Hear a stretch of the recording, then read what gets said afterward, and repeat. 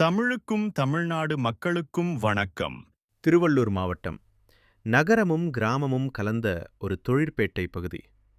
பகலில் எந்திர சத்தம், இரவில் அமைதி. மாலை நேரங்களில் அந்த பகுதி மெதுவாக சுவாசிக்கத் தொடங்கும். கம்பெனிகளிலிருந்து ஊழியர்கள் வெளியே வருவார்கள். பஸ்கள் நிரம்பும், ஷேர் ஆட்டோக்கள் கூச்சலிடும். அந்த நாளும் அப்படித்தான் தொடங்கியது. 2016 அக்டோபர் 12 மாலை 7:15. ஒரு நடுத்தர உயரம், சாதாரண உடை, எந்தவிதமான விசித்திரமும் இல்லாத முகம்.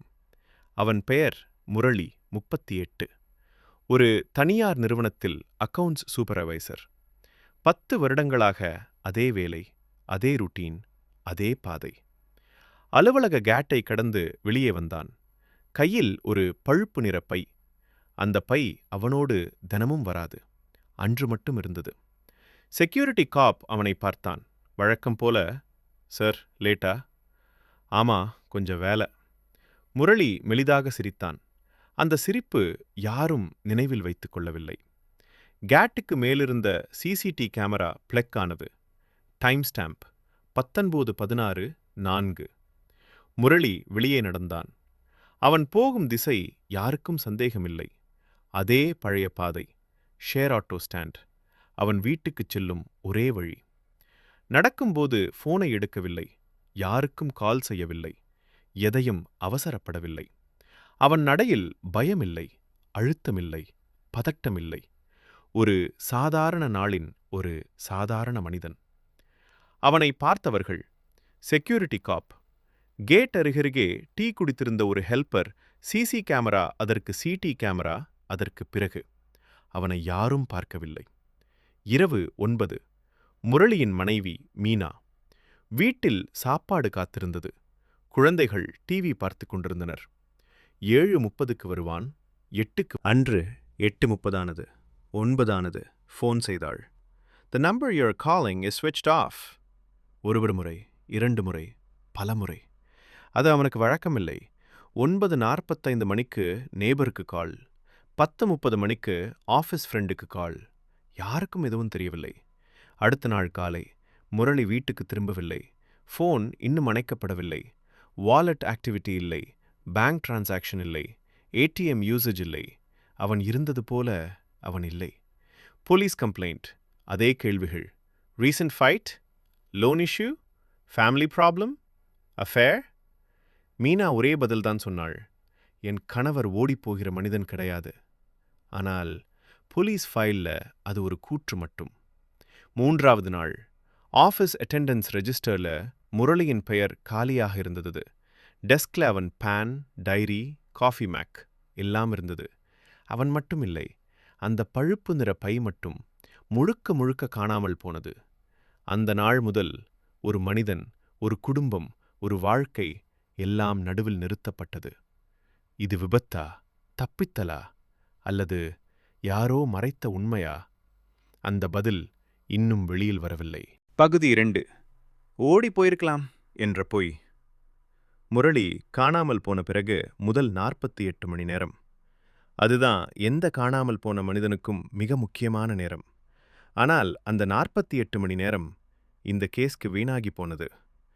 போலீஸ் ஸ்டேஷன்ல முரளியின் புகார் ஒரு ருட்டீன் ஃபைல் போலவே போடப்பட்டது. இன்ஸ்பெக்டர் கூட இல்லை, ஹெட் கான்ஸ்டபிள் தான் முதலில் பேசினார். அவன் கேட்ட கேள்விகள் மீனா ஏற்கனவே பதில் தெரிந்த கேள்விகள். மேடம், ரீசெண்டா ஹஸ்பண்டுக்கு லோன் இருந்துச்சா? வீட்டில் சண்டை, ஆஃபீஸில் ப்ராப்ளம், செகண்ட் மேரேஜ் டவுட்.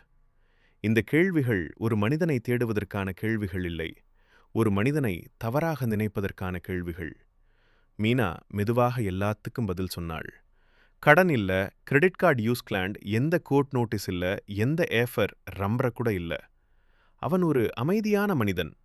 அவனுடைய உலகம், அவன் குடும்பம், அவன் வேலை. போலீஸின் மனதில் ஒரே ஒரு தியரிதான் ஓடியது, வொலாண்ட்ரி மிஸ்ஸிங். அதாவது தானாகவே ஓடிப்போயிருப்பான், அதற்கு காரணம் தேவை. அவர்கள் காரணம் கண்டுபிடித்தார்கள்.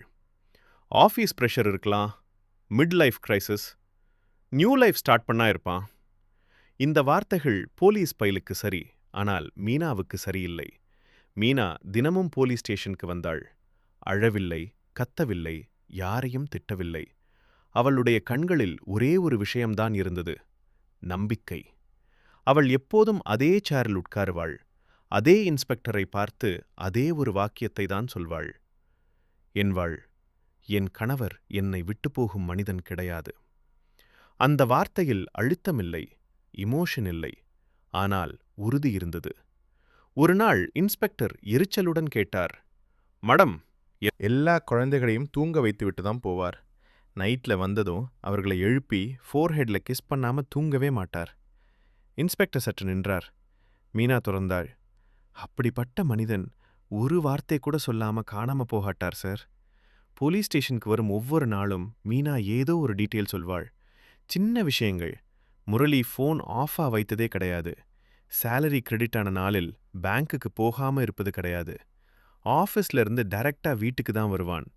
அந்த எல்லா டீட்டெயில்களும் போலீஸ்க்கு முக்கியமில்ல. ஆனால் ஒரு ஜூனியர் கான்ஸ்டபிளுக்கு மட்டும் அது சரியில்லாத மாதிரி இருந்தது. 3வது நாள் ஆஃபீஸிலிருந்து ஒரு ஸ்டாஃப் வந்தான். Sarkar Murali sir leave apply பண்ணா. லீவ் இல்ல, ரெசிக்னேஷன் மெயில் இல்ல, டிரான்ஸ்ஃபர் ரிக்வெஸ்ட் இல்ல. ஒரு மனிதன் ஓடிப்போனால் முதலில் செய்வது வேலையை விட்டுவிடுவது. முரளி அதை செய்யவில்லை. 4வது நாள் பங்க் ஸ்டேட்மெண்ட் செக் பண்ணப்பட்டது. ATM use 0, online transfer 0, wallet app 0. ஒரு மனிதன் ஜிஎம். ஒரு மனிதன் ஓடிப்போனால் காசு தேவை. முரளிக்கு ₹1 கூட பயன்படுத்தவில்லை. 5வது நாள் போலீஸ் ஸ்டேஷனுக்கு மீனா குழந்தைகளோடு வந்தாள். அந்த குழந்தைகள் அப்பாவை பற்றி எதுவும் பேசவில்லை. அது இன்ஸ்பெக்டருக்கு மிகவும் டிஸ்டர்பா இருந்தது. அந்த நாள் மாலை இன்ஸ்பெக்டர் ஃபைலை மீண்டும் திறந்தார். ஃபைலின் மேலே முதலில் எழுதப்பட்டிருந்தது, மிஸ்ஸிங் வொலாட்ரி. அவர் பேனா லாட்ரி. அவர் பேனாவை எடுத்தார். அந்த வார்த்தையை மெல்ல ஸ்ட்ரைட் பண்ணினார். அதற்கு பதிலாக ஒரே வார்த்தையை எழுதினார், சூஸ்பிஷஸ். அந்த நிமிடத்தில் இந்த கேஸ் மாறியது. பகுதி 3. இன்ஸ்பெக்டர் வருகை 15வது நாள். முரளி காணாமல் போய் 2 வாரங்கள் கடந்துவிட்டது. இந்த 2 வாரங்களில் போலீஸ் என்ன செய்தது என்றால், அவனை தேடவில்லை. அவன் ஓடிப்போயிருக்கலாம் என்ற எண்ணத்தோடு கோப்பை மெதுவாக தூசிப்படிய விட்டார்கள். ஆனால் அந்த 15வது நாளில் கேஸ்க்கு ஒரு புதிய மனிதன் வந்தார். இன்ஸ்பெக்டர் சண்முகம், 52, 30 வருட சேவை. பெரிய பெயரில்லை, மீடியா எக்ஸ்போஷர் இல்லை, என்கவுண்டர் ஹிஸ்டரி இல்லை. அவரை பற்றி சொன்னால் அவர் சத்தம் போடாதவர், அதிகம் பேசாதவர், முக்கியமாக அவசர முடிவு எடுக்காதவர். கேஸ் ஃபைல் அவரிடம் வந்ததும் அவர் முதலில் செய்தது ஃபைலை மூடினார். அதன் பிறகு முரளியின் ஒரு பாஸ்போர்ட் சைஸ் போட்டோவை மேசையில் வைத்து பார்த்தார். நீண்ட நேரம். அந்த முகத்தில் பயமோ இல்லை, தப்பித்தலோ இல்லை. ஒரு சாதாரண மனிதன். இந்த மாதிரி மனிதன் சத்தம் போடாம ஓடிப்போக மாட்டான். அதுதான் அவரின் முதல் அப்சர்வேஷன். ரோட்டீன். இன்ஸ்பெக்டரின் ஆயுதம் ஆயுதம். சண்முகம் எப்போதும் ஒரே விஷயத்தை நம்புவார், ரோட்டீன். ஒரு மனிதனின் ரோட்டீன் உடைந்தால் அங்கேதான் மஸ்டரி தொடங்கும். அவர் ஒரு வெள்ளை காகிதத்தை எடுத்தார். எதுவும் அலங்காரம் இல்லாமல் எழுத ஆரம்பித்தார். Murali, daily routine. காலை 8:45 ஆஃபீஸ், மாலை 7 leave, 7:10 share auto, 7:30 bus stand, 8:15 home. இந்த ரூட்டீன் 10 வருடமாக மாறாதது. மனைவி சொன்னாள், ஆஃபீஸ் ஸ்டாஃப் சொன்னார்கள், ஆட்டோ டிரைவர் கூட சொன்னான். முரளி சார் எக்ஸ்ட்ரா டைமுக்கு தான் வருவார். அந்த எக்ஸ்ட்ரா ரூட்டீனில் ஒரே ஒரு நாள் மட்டும் ஒரு இடத்தில் ஒரு சிறிய கீறல் இருந்தது. 30 நிமிடம். அந்த நாள் 2016 அக்டோபர் 12. முரளி மாலை 7:15 ஆஃபீஸ்லிருந்து வெளியே வந்தான். அதாவது 30 நிமிடம் லேட். இன்ஸ்பெக்டர் அந்த இடத்தில் பேனாவை நிறுத்தினார். லேட்டா வெளியே வந்தது விபத்தில்ல, அது ஒரு முடிவு. ஆஃபீஸ். 2வது பார்வை. அடுத்த நாள் காலை இன்ஸ்பெக்டர் சண்முகம் முரளியின் ஆஃபீஸ்க்கு நேராக போனார். அவர் செக்யூரிட்டி காவாட்டை பார்த்தார். 12ஆம் தேதி முரளி சார் லேட்டாக இல்லையா? காவாட் யோசித்தான். ஆமா சார், வழக்கத்துக்கு மாறாக லேட்டாக. கேட் வந்தபோது ஃபோனில் பேசவே இல்லை. இன்ஸ்பெக்டர் கேட்டார், யாராவது சந்திச்சாரா? காவாட் சொன்னான். எம்டி கேபின்னு போனார் sir. Door close, door close. அது முரளிக்கு வழக்கமில்லை. எம்டி கேபின் மூடல் கதவு. இன்ஸ்பெக்டர் ஹெச்ஆரை சந்தித்தார். Meeting register check. எந்த அதிகாரப்பூர்வமான மீட்டிங் என்ட்ரி இல்லை, எந்த மெயில் இல்லை, எந்த அப்ஜென்மெண்ட் இல்லை. ஆனால் எம்டி கேபினில் முரளி இருந்தான். இன்ஸ்பெக்டர் சண்முகம் அந்த கேபினை சுற்றி பார்த்தார். அது ஒரு பவர் ரூம். அமைதி. Air condition silence. அங்கே ஒரு சேர் இருந்தது. விஸ்டர் சேர். அந்த சேருக்கு இன்ஸ்பெக்டர் கை வைத்தார். இங்கே முரளி உட்கார்ந்திருக்கான். அது இன்யூஷன். ஆனால் இன்யூஷனுக்கு காரணம் தேவை. அக்கவுண்ட் சப்போர்ட் மெல்ல உடையும் அமைதி. இன்ஸ்பெக்டர் அக்கவுண்ட்ஸ் டிபார்ட்மெண்ட்டுக்கு போனார். அங்கே எல்லாரும் அவரை பார்த்ததும் சற்று பதட்டமாக இருந்தார்கள். ஒரு ஜூனியர் ஸ்டாஃப் மட்டும் மெல்ல சொன்னான், சார், முரளி சார் லேஸ்ட் விகின் ரொம்ப டர்ஸ்டா இருந்தார். இன்ஸ்பெக்டர், எதனால்? ஜூனியர், ஃபைல்கள், பேமெண்ட்ஸ், வெண்டர்ஸ். அவன் நிறுத்தினான். இன்ஸ்பெக்டர் வற்புறுத்தவில்லை. அவர் எழுதிக் கொண்டார். ஃபைல்கள். அந்த 30 நிமிடத்தின் எடை. இன்ஸ்பெக்டர் மீண்டும் அந்த ஒயிட் பேப்பரை பார்த்தார். ருட்டீன். அதில் ஒரு வட்டம் போட்டார். 7 மணி முதல் 7 மணி 30 நிமிடம் வரை. அந்த 30 நிமிடத்தில் முரளி ருட்டீன் உடைந்தது. எம்டி கேபினுக்கு போனான். பிரவுன் பேக் எடுத்துக்கொண்டான். ஃபோன் ஆஃப் ஆகவில்லை. இன்ஸ்பெக்டர் மெதுவாக சொன்னார், இந்த 30 நிமிடம் முரளியை கொல்லல, ஆனா அவன் வாழ்க்கையை முடிச்சிருக்கு.